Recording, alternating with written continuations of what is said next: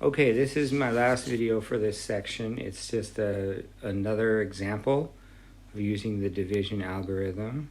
It says use the division algorithm to write 2x to the fifth plus 3x squared plus 1 over x squared plus 1 in the form qx plus rx over dx. So the same instructions, just a different rational expression, a different fraction of polynomials. So the first thing I would do is put zeros in between. If you have non-zero terms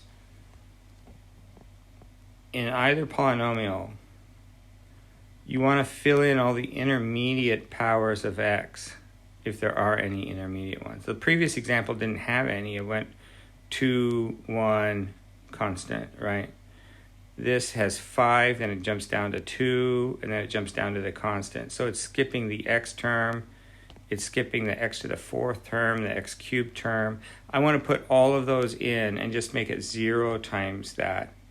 0 times x to the fourth, 0 times x cubed, and then this is 3x squared, plus 0x plus 1. Don't get intimidated that it's long. It just means you have to be real careful with your arithmetic because there's a lot of steps.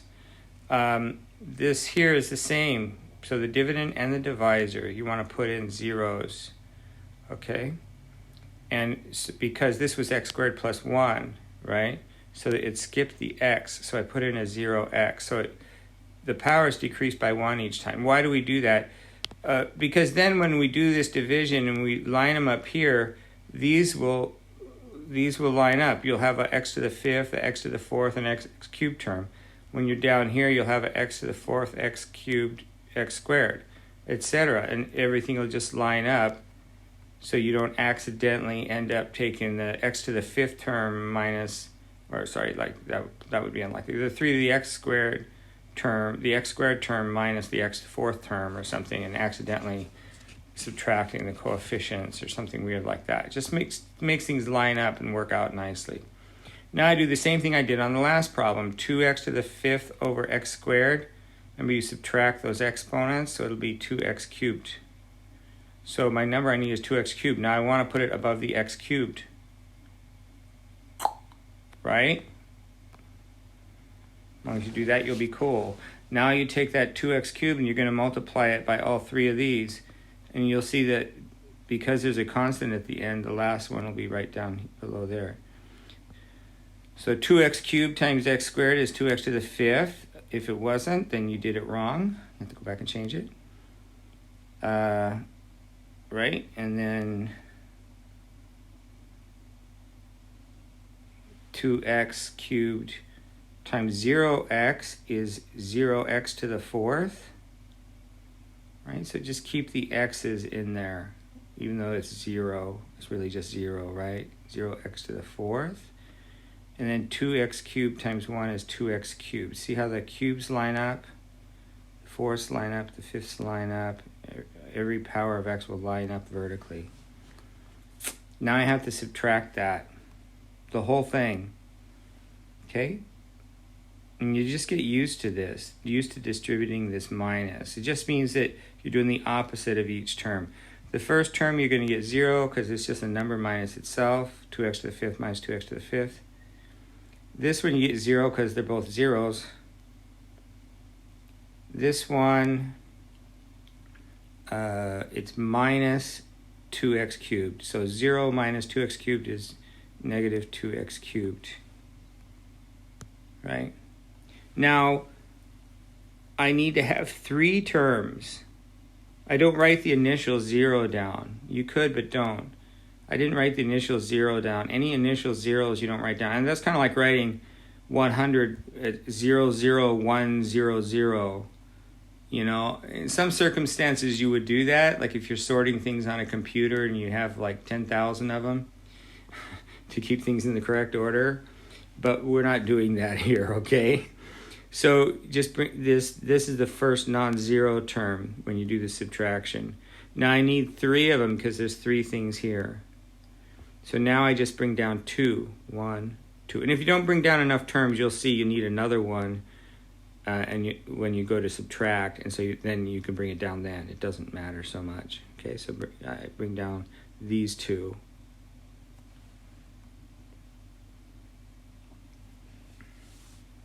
So I'm just making this point. You could, but it doesn't help. It just makes it more confusing. Okay, so I'm going to bring down two more terms. Right? And then when I do this 2x cubed, or negative 2x cubed over x squared, I'll get a negative 2x. Write it above the x term. You don't have to put in the 0 here, right? You just do that for this one and this one and as you multiply. But up here, you can just put it above the x term. That's why we're doing that. So you know you don't need a term there, right? So just put it above the x term. So negative 2x, right? That was a negative 2x cubed divided by x squared is negative 2x, right? Now take negative 2x, multiply it by all three of these, write down what they are. I'm just making a point. You need to, similar means the same variable part.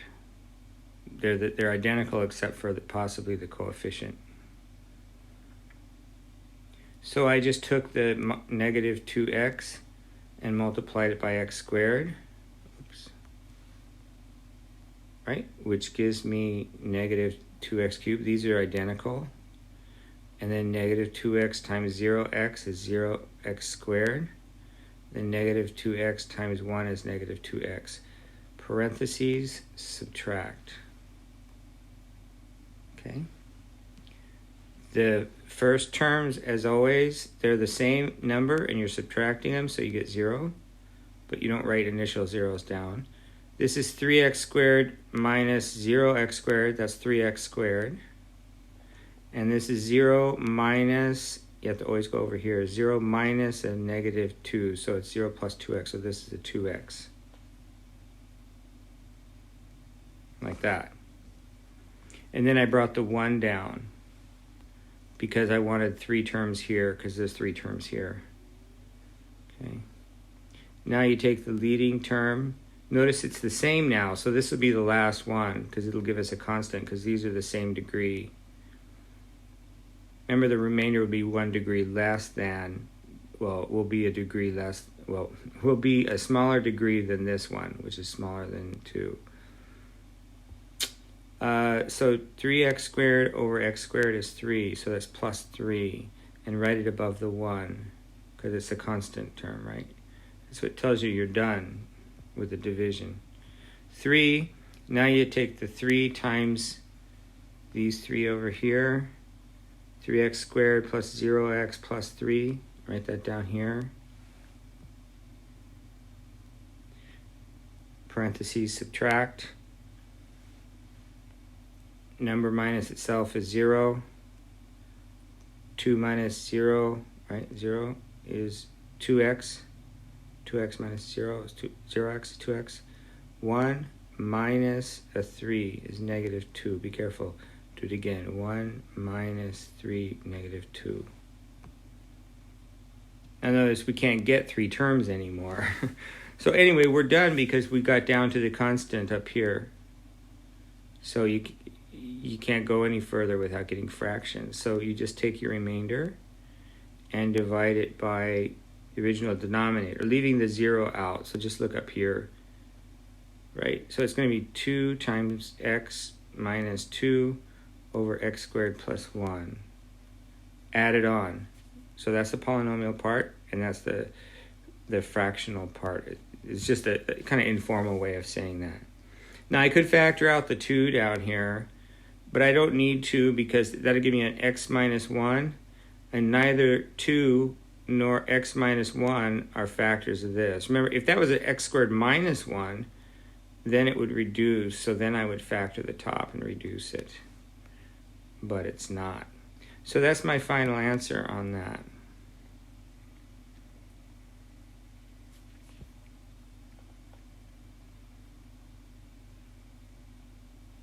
So this is just writing this out so you have it in your notes, because it's very important in your PDF notes. Right? Any power of x that's missing between the leading term and the term with the lowest power. You don't have to add zeros on the end if there's no constant term. You don't have to add a plus 0 at the end. And you don't have to add initial zeros, right? Just the things in between the non-zero terms. Okay, for both the dividend and the divisor. Okay, so that's it with the division algorithm. You need to practice, like I said, practice the easier ones where you don't have to put these zeros in till you got them down cold, till you can get them all, and just be careful of all the subtraction.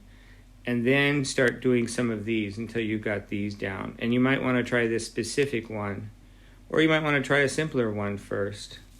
And then if you have any trouble, have Hawks walk you through it. You're doing the practice, not the certify. Right?